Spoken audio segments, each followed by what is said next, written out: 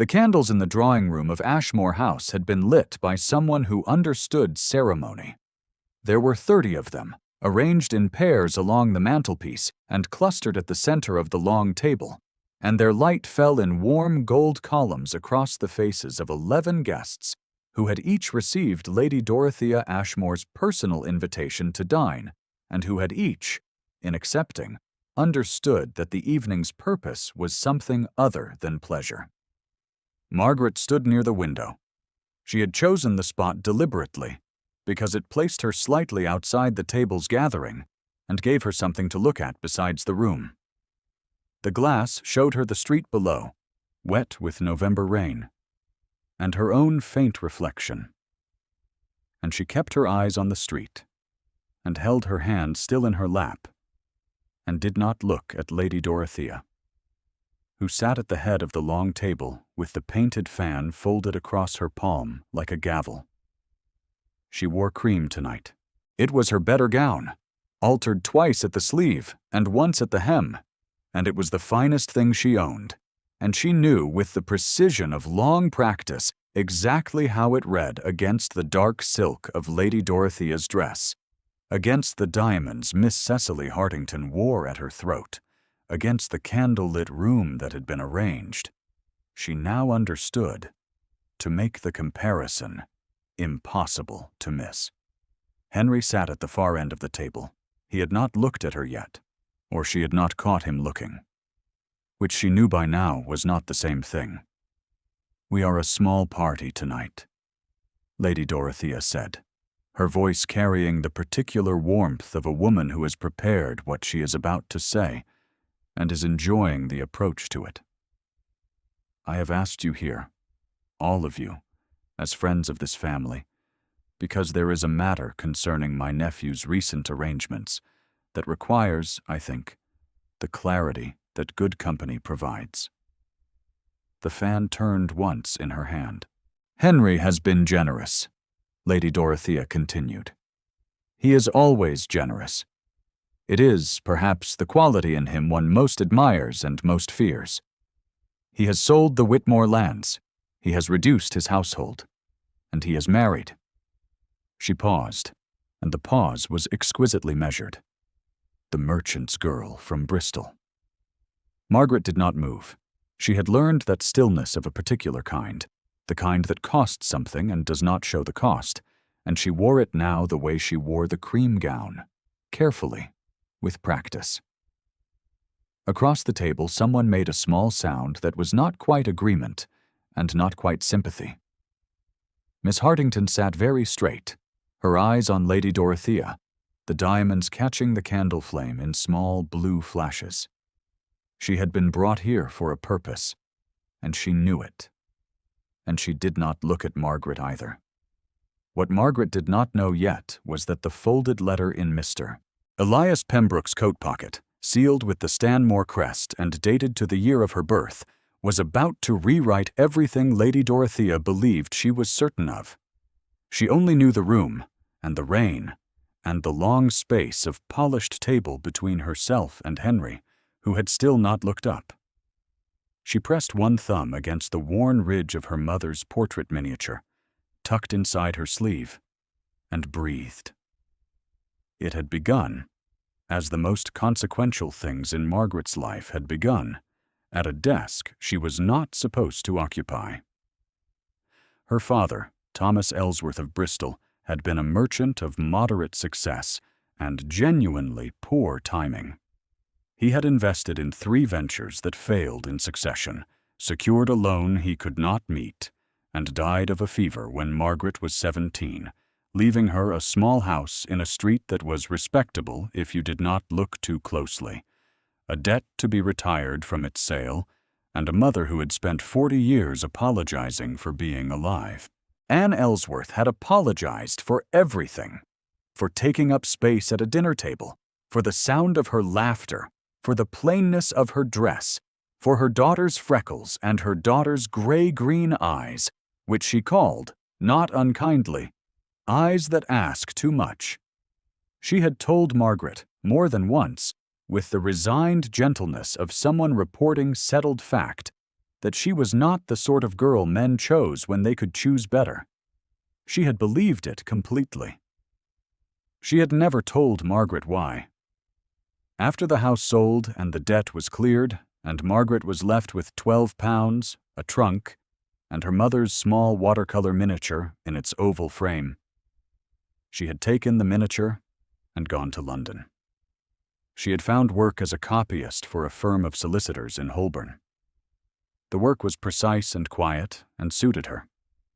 She sat at a writing slope for 6 hours each day and produced clean copies of documents in a hand that the senior partner, Mr. Pembroke, called, with some surprise, the finest he had seen from a person of either sex. She was paid modestly. She ate modestly. She grew very good at being still. It was in the 3rd week of November, in the year 1814, that Henry Ashmore came to the office to review the sale documents for Whitmore Park. She had not known who he was. She had known, from the quality of his coat and the quiet way he occupied a room, that he was a man accustomed to being deferred to, and she had given him no deference beyond what courtesy required, because she was carrying a stack of engrossed documents, and he was standing in the doorway of the room she needed to enter. "Excuse me," she had said. He had moved, not with the slight offended adjustment of a man who expected space to open around him, but with simple directness, stepping aside as if the reasonable thing and the easy thing were the same. She had crossed the room and set the documents on the writing slope, and felt, without looking, that he was watching her. "Miss Ellsworth," Mr. Pembroke said, appearing in the inner doorway with the slightly flushed expression he wore when he was aware of rank in the room. "This is Lord Whitmore. He has an appointment." She had looked at him then. He was tall, broad across the shoulder, with warm brown skin and close-cropped dark hair, and a scar through one brow that she noticed only because she was looking for something to focus on besides his eyes, which were very dark and very direct, and showed no particular interest in performing the social ritual of encountering a young woman in a solicitor's office. "Miss Ellsworth," he said. His voice was level. "My lord," she said, and then, because it was the next logical sentence, and she had not yet learned to suppress her next logical sentence when it was inconvenient, "Your documents are on the left. The ones marked for signature are already indicated." A brief pause. Not an offended one. "Thank you," he said. She had gone back to her writing slope and not thought about him again until the following Tuesday, when he returned. He came 3 more times before Mr. Pembroke began to suspect that the Whitmore sale was not what brought him. He came once for a codicil to the sale agreement, once to verify a minor clause concerning the tenant farmers, and once in the middle of a Tuesday afternoon with no appointment and no stated purpose, and sat in the outer office for 15 minutes before asking, with the same even directness, whether Miss Ellsworth might be free to confirm a transcription error in a document she had copied the previous week. There was no transcription error. She found this out when she reviewed the passage herself and found it entirely correct, and she sat for a moment at the writing slope and considered the gap between what Henry Ashmore had said and what he had done, and felt something that was not quite surprise and not quite warmth, and that she did not allow herself to name.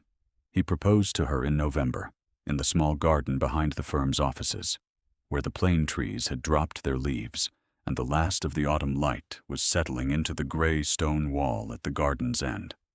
He did not preface it. He asked no permission from Mr. Pembroke, who would have been baffled by the request. He simply said, "I would like to marry you, Miss Ellsworth," in the same level voice he used for everything, with his hands clasped behind his back and his eyes on her face. She said, "Lord Whitmore." "Henry," he said, "please." The wind moved along the top of the wall. A single leaf came down between them. "Henry," she said, and the name felt strange in her mouth, as if it belonged to someone else's story. You have a title. I am the daughter of a failed merchant. The world will not be kind. I am aware of what the world will be, he said. I am asking what you will be. She looked at him for a long moment. His face was very still. It was the stillness she had noticed the first day, the quality of a man who has stopped performing patience and simply arrived at it. And in it, she could not read anything except that he meant precisely what he had said. Yes, she said. She had not told her mother's ghost that she was not the sort of girl men chose when they could choose better. She suspected her mother's ghost already knew it was wrong. They married in December at a small church in Kensington, with Mr. Pembroke as witness and Dorset, Henry's butler, standing in the back row with his hat in both hands. Lady Dorothea was not present. She had not been invited, and she had used the weeks between the announcement and the ceremony to make her feelings known to every family of consequence in London, which was efficient of her. The announcement of the marriage had moved through the season's winter gatherings the way a stone moves through still water. The first ring of reaction was simple shock. He had already done the unthinkable by selling the Whitmore estate and its income stream, transferring the property and its entail to a junior cousin, accepting in return enough to live simply. The Ton had called it eccentric, then sad, then the natural consequence of grief. When he proposed to a merchant's daughter with no connections and no social history in London, the second ring of reaction was something colder. Lady Dorothea received her nephew's letter on the morning of the 14th and spent the remainder of the day in the yellow drawing-room with Miss Hartington, who had come for tea and stayed for 4 hours. A merchant's girl, Lady Dorothea had said, her fan turning in her palm in the slow rhythm that meant she was thinking. He has sold the estate. He has settled his title in trust. And now this. One wonders if grief has quite disordered his judgment. Miss Hartington had said nothing, which was the correct thing to say. She was 22 and had been cultivated since her coming out for exactly this kind of adjacent proximity to significant events. She wore diamonds because her family could afford them, and because Lady Dorothea had advised her that diamonds at this season communicated readiness. She set her teacup down and looked at the fire. Margaret arrived at Ashmore House for the first time as its mistress on the 23rd of December, and understood within the hour that the household had received her with the careful courtesy of people who had been instructed to be careful. Dorset met her at the door. He was 60 and slight, with white side whiskers and the deliberate manner of a man who had been a butler long enough to have become furniture, and he looked at her with eyes that were not unkind and said, "Welcome to Ashmore House, Mrs. Ashmore." And there was something in the way he said it that was not quite formality and not quite grief, and that she could not immediately account for. The household settled into a routine that was, in its outward form, ordinary. Margaret learned the house. She learned which footman was reliable and which was merely enthusiastic, which rooms Henry used in the mornings, and where the cook hid the good cinnamon. She learned that Henry rose before 7, and walked in the garden regardless of weather, and returned smelling of cold air and damp stone, and that if she was in the morning room with tea already made when he came in, he would sit across from her, and read and not speak. And this was not indifference, but its precise opposite. She learned that Miss Hartington called on Lady Dorothea every Thursday, and that Lady Dorothea called on Margaret every other Wednesday with the specific intention of finding something to correct, and that Margaret's best defense against these visits was to be found doing something ordinary and unimpeachable, such as reading aloud to the young housemaid Nan, who had taught herself her letters at 12 and was very hungry for further instruction. It was because of Nan that Margaret first understood the shape of what she was inside this household. It was a Thursday morning, and Lady Dorothea had arrived 2 hours early. Margaret had been in the back sitting room with Nan, and a book of natural philosophy that Nan had asked to hear, and that Margaret had been happy to provide. Lady Dorothea came in without announcement, surveyed the scene with the expression of someone encountering a small, inconvenient fact, and said, "Nan, you are wanted in the kitchen." Nan closed the book and stood. "Nan was helping me," Margaret said. "Nan," Lady Dorothea said without looking at Margaret, "is a housemaid. She is not a schoolroom. I will speak to the housekeeper about her reassignment." "There is no need," Margaret said. "She reads to me. I asked her to." Lady Dorothea turned. The fan was in her hand. "My dear," she said with the gentleness of someone about to explain something obvious to someone very slow, "the girl cannot be permitted to spend her mornings in reading when there is work to be done. It gives her ideas that will make her unhappy." "It gives her ideas," Margaret said. "I should like to think that is the point." A silence. "She will remain," Margaret said. "She reads beautifully." Lady Dorothea left the room at the same measured pace with which she had entered. Nan stared at the floor. Margaret picked up the book again and found her page. Henry had been in the hallway. She did not know this until Dorset mentioned it later that evening, passing her in the corridor with the particular quality of significant casualness that meant he had something to say. "His lordship," Dorset said, "was in the passage during your conversation with Lady Dorothea this morning. He heard most of it." He paused. He did not say anything. He went directly to his study, and I heard him there for an hour. He said it as if it were a piece of information she would know how to use. She was not yet certain she did. The intimacy between them grew the way winter light grew, without announcing itself, in small increments that each seemed too slight to measure. He told her to eat something when she forgot meals, which she sometimes did. She found the chair she had moved into the morning room placed back exactly where she had it after a footman moved it again. He stopped a carriage outside a bookshop and returned with a volume of natural philosophy that was clearly the companion to Nan's, and set it on the table beside her chair without comment. She asked him once, standing in the library doorway, whether he minded that she reorganized the shelves.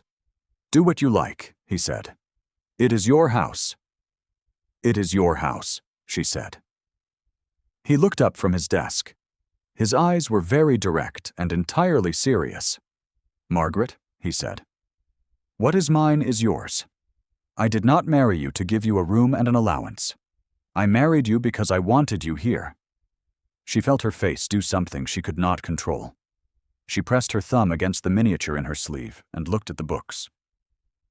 "I will start with the natural philosophy," she said. Something moved across his face. Not quite a smile. The first thing that was not quite a smile she had ever seen from him. And it settled inside her chest like a coal taken from the grate. If you have found yourself watching the space between two people and willing it to close, you will understand what the following weeks were like. If this story has caught your heart already, I hope you will stay. The storm came in February, which was when the library showed her what she most needed to know about him. It was the kind of storm that arrived at dusk and settled in for the night, pressing against the windows and filling the house with the sound of wind through old stone, and Margaret had been in the library since 4 o'clock, reorganizing the last of the historical volumes, when Henry came in and did not leave. He sat in the leather chair near the fire and read for an hour.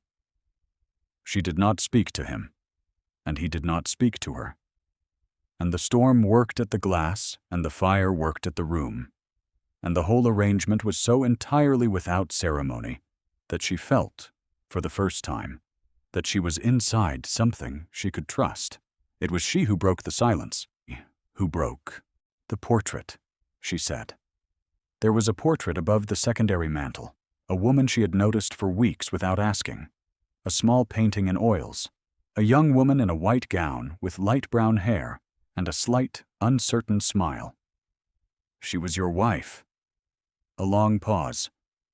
"Catherine," he said. "Yes." "I did not want to ask before I was certain it was all right to." He set the book down.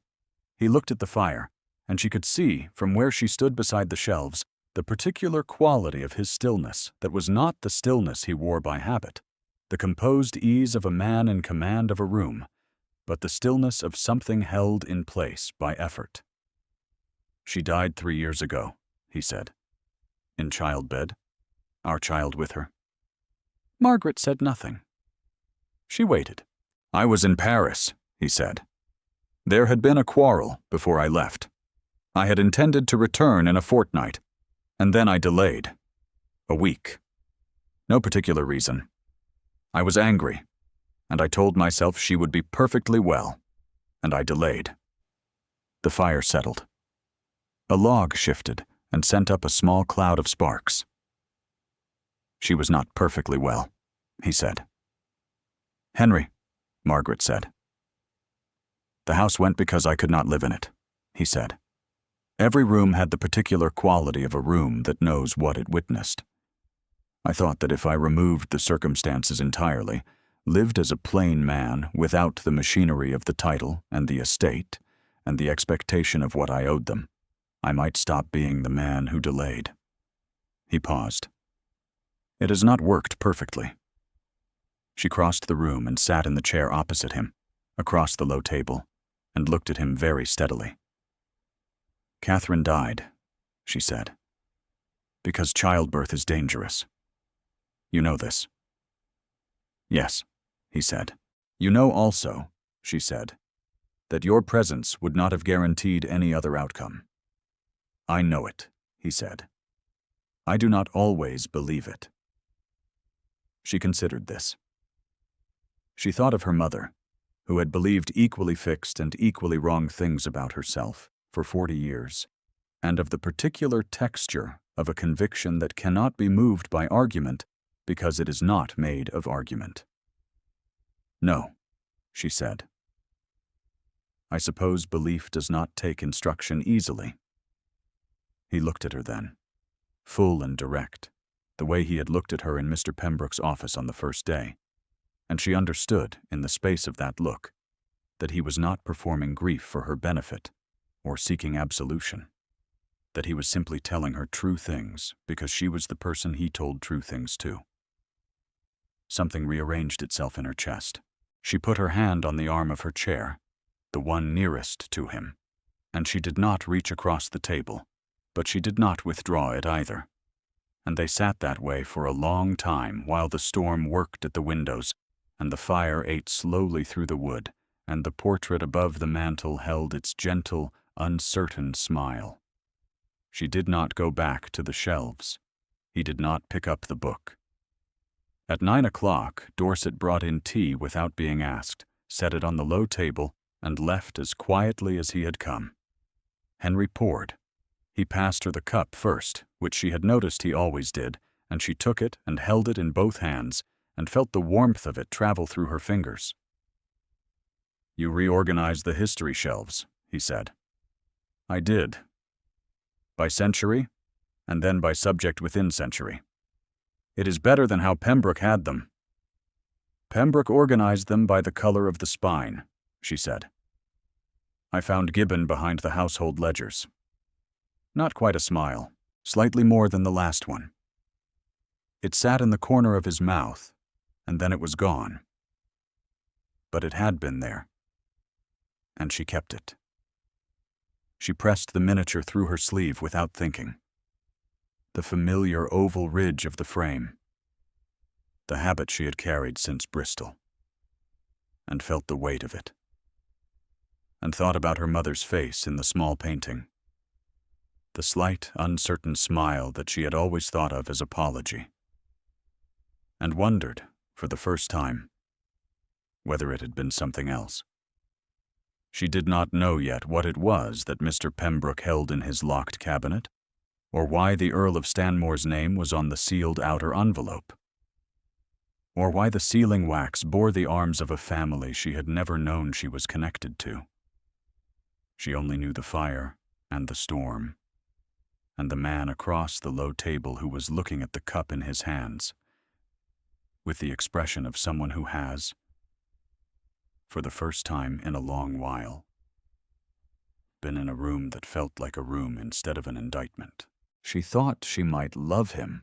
She thought she had loved him for some time, and had been so accustomed to the information being unusable that she had stored it quietly, like her mother stored apologies, against the day when it would be required of her to know it.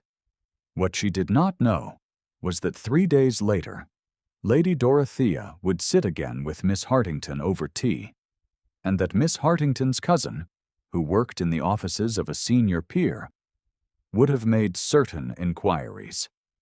Dorset found Margaret on a Wednesday afternoon in the upper hallway, carrying a basket of books she was returning to the library.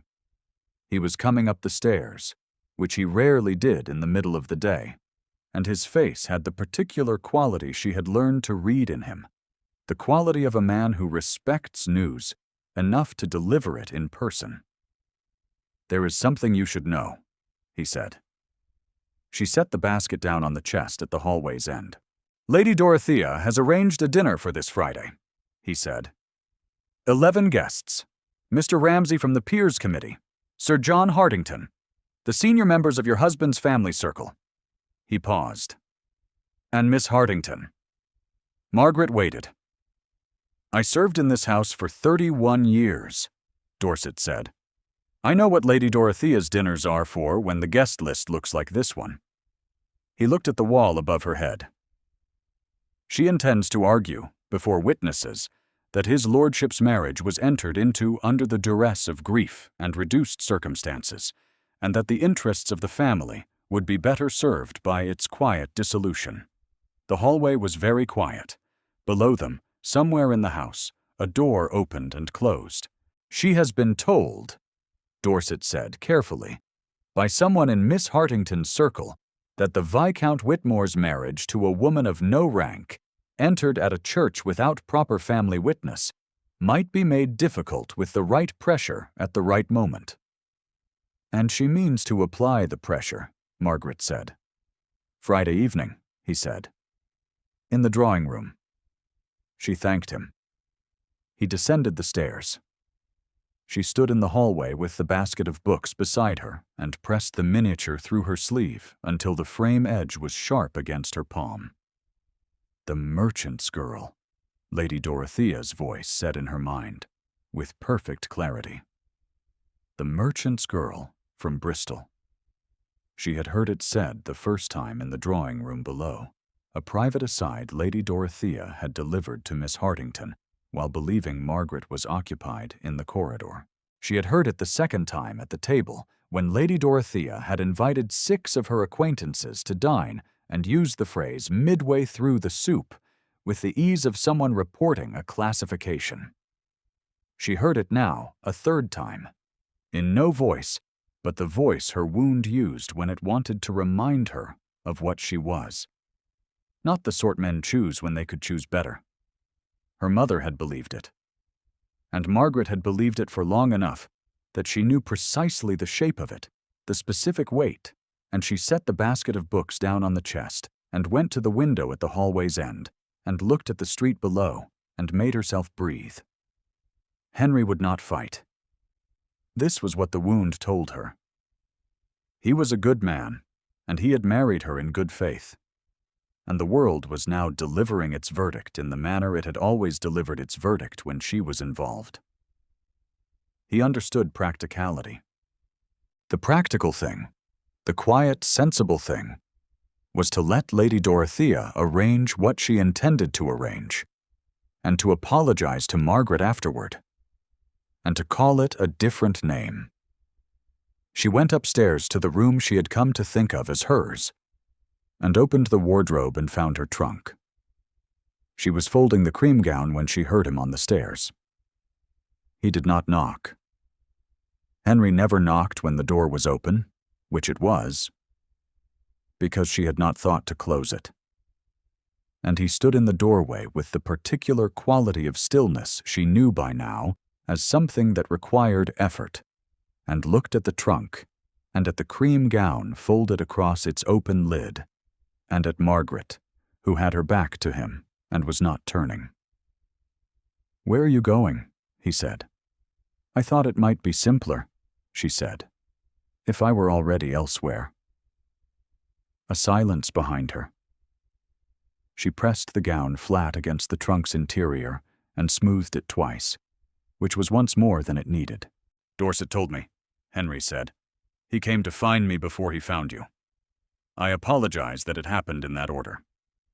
She turned at that, because she had not expected it. He was still in the doorway.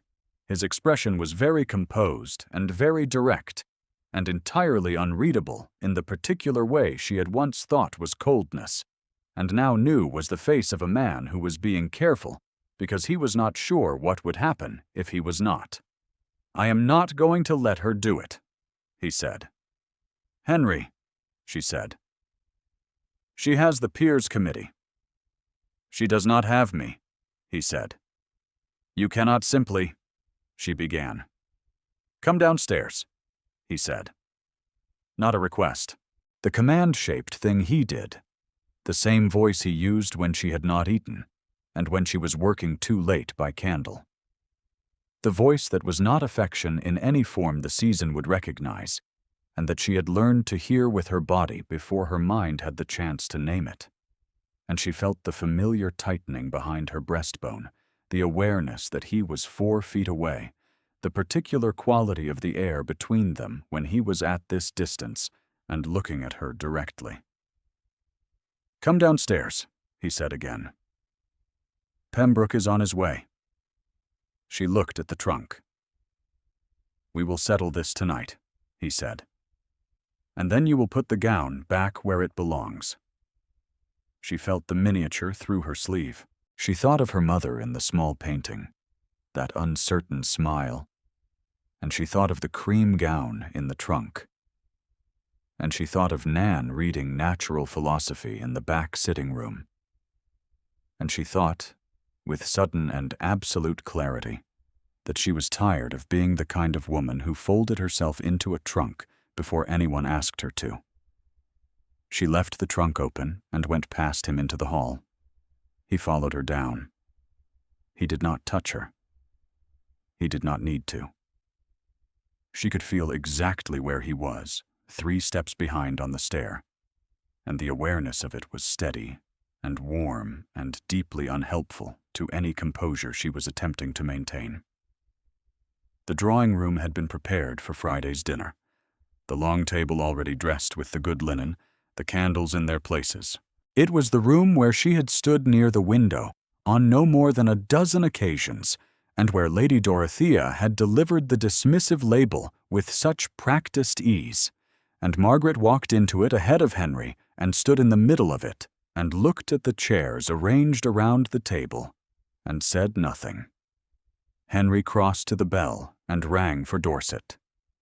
Then he came to stand beside her, not quite close enough to touch, close enough that she could feel the warmth of him through the thin sleeve of her day gown, and they stood side by side looking at the arranged table in silence. "Lady Dorothea," he said at last, "believes she is protecting the family." "She believes I am unsuitable," Margaret said. "She believes many things," he said. "Several of them are true. This one is not." She looked at him. He was looking at the table. "Why did you propose to me?" she asked. She had not asked before. It had seemed a question for a different moment, a later moment that she had now perhaps run out of time to reach.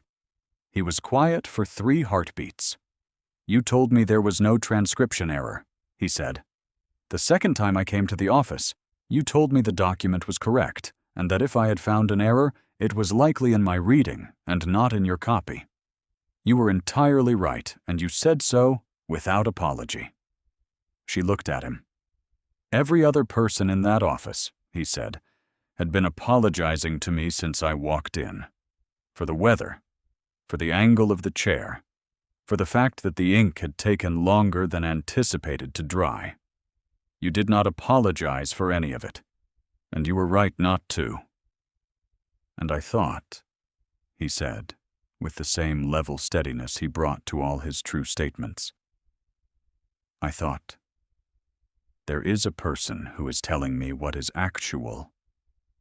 She looked at the table. She pressed the miniature through her sleeve. I have not been told what is actual, he said, by many people. It is more valuable than I can easily describe. A sound in the hall. Dorset, and behind him, the slightly breathless entrance of a man who had evidently come some distance in a hurry, in a coat that was damp at the shoulders from rain. Mr. Elias Pembroke was 55 years old, and built like a man who spent most of his time sitting at a desk, and he was carrying, under one arm, a leather document case that Margaret recognized, in a vague and half-formed way, as older and more serious than the cases he used for ordinary business. His face had the tight, determined expression of someone who has been waiting for a particular moment, for a specific number of years, and has at last been told. It has arrived. Mrs. Ashmore, he said.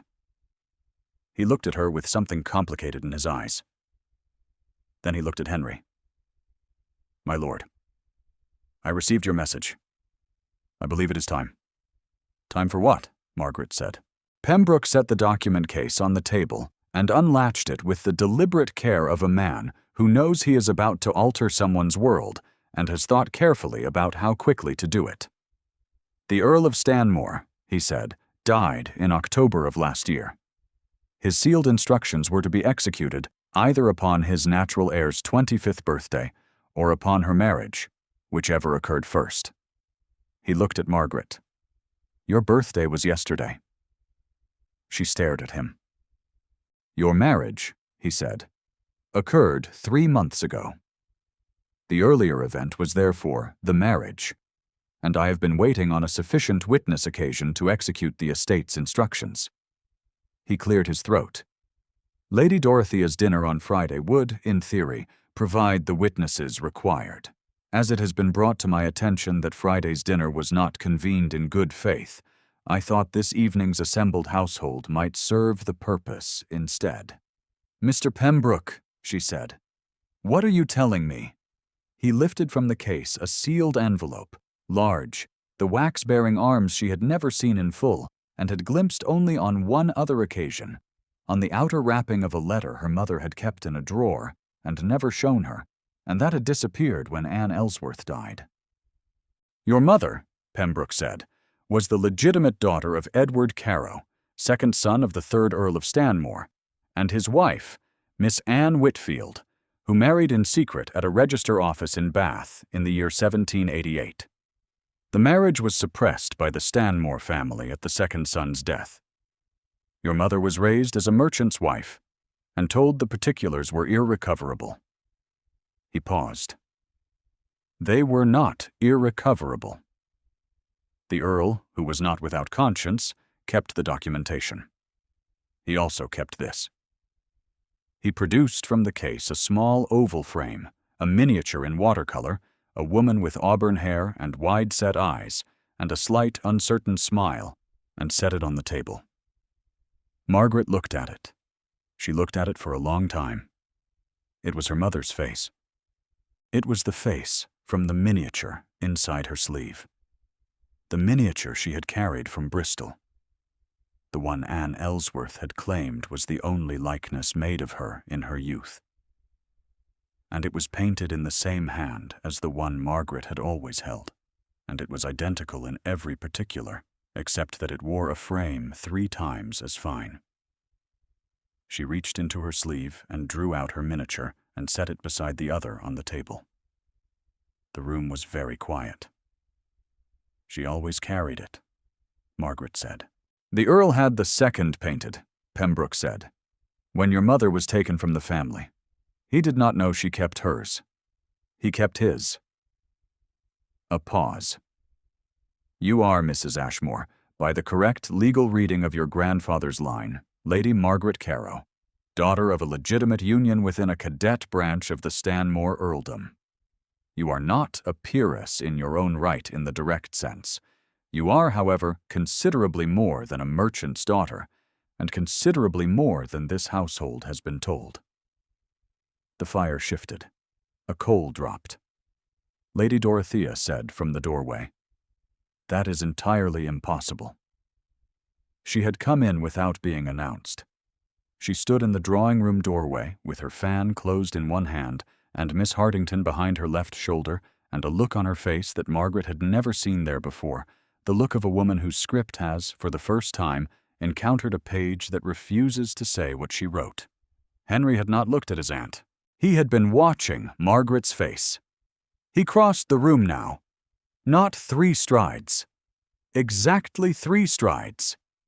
He came to stand beside Margaret, and he turned to face the room, to face Lady Dorothea and Miss Hartington and Mr. Ramsay from the Peers Committee, who had arrived behind them, apparently, and Dorset at the edge of the doorframe with his hat in both hands, and he said, in the voice he used for things that were not arguments because they were simply facts, "She is Lady Whitmore.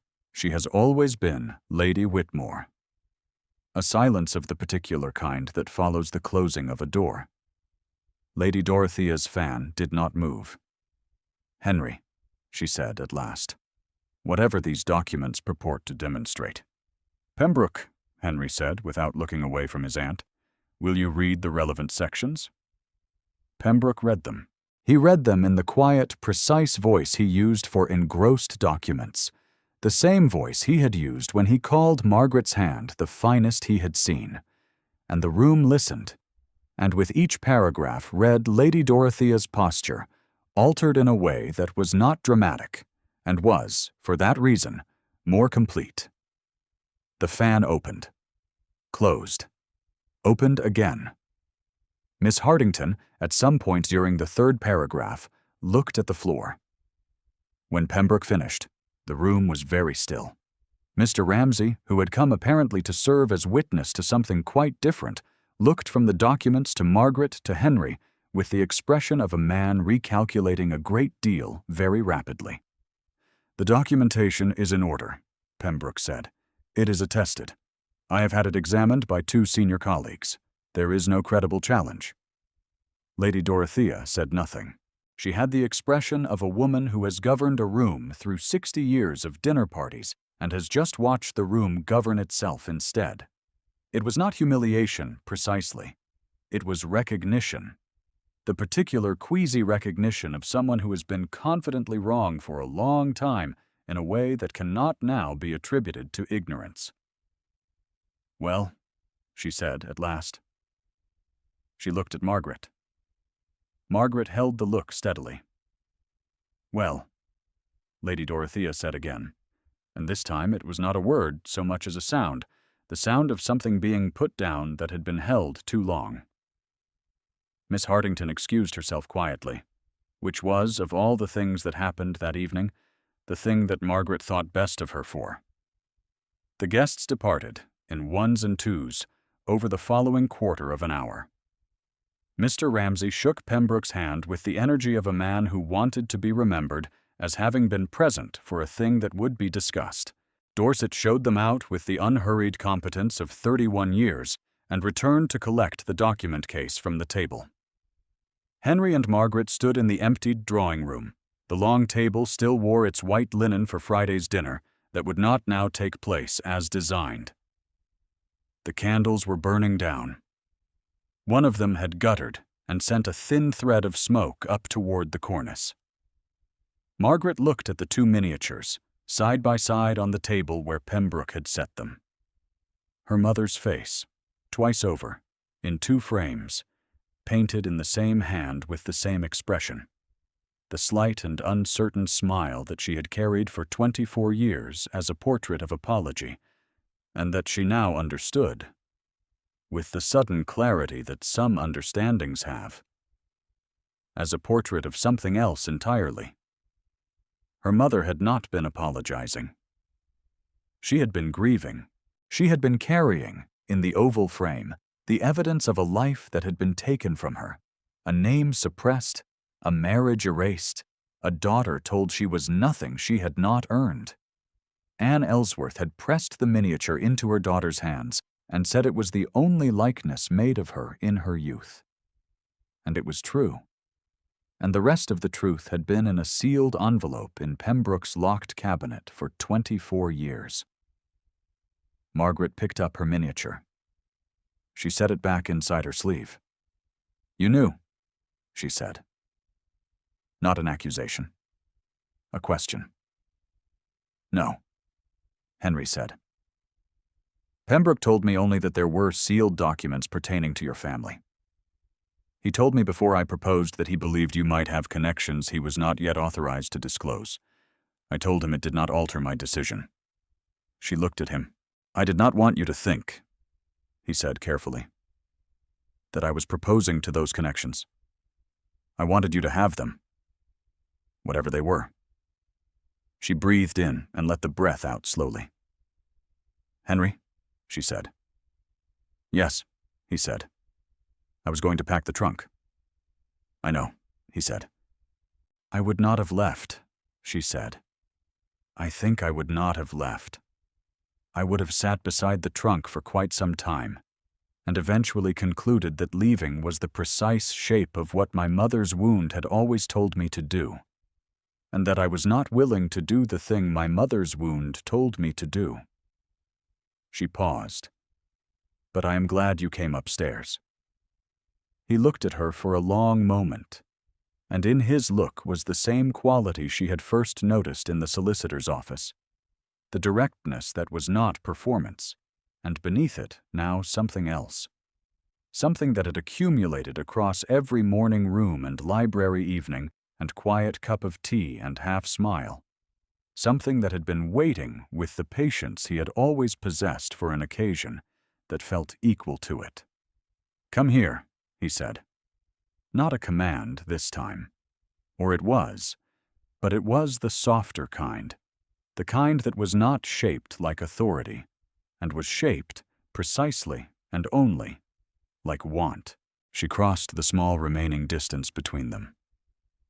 He put his hand on her jaw very carefully, with the deliberate tenderness of a man who has been careful for a long time, and is choosing now to be something else. She felt the warmth of his palm against her face and her heart in her throat, and the particular quality of a moment that cannot be unmade.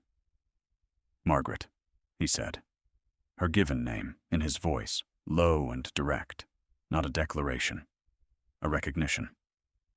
"Yes," she said. He kissed her, soft and entirely present, the way he was with everything he decided to do, and she felt the miniature against her wrist through her sleeve, and she felt the candles warm and low at the room's edge, and she thought of her mother's face in the painting, and thought quite clearly she was wrong. The spring came in the way springs always came in London, reluctantly, in small deputations of warmth between cold mornings.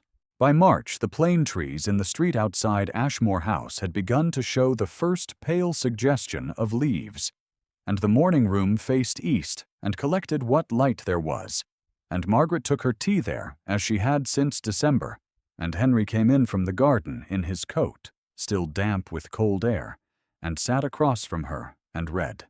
Nan had been given proper instruction 3 days a week, arranged with a retired governess who lived 2 streets over, and who had, upon meeting Nan, declared her the most enthusiastic student she had encountered in a decade of retirement.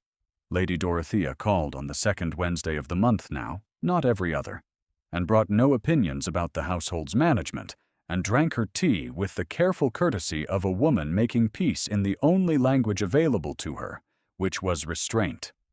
The Stanmore matter had been entered into the family record with no fanfare and considerable legal precision.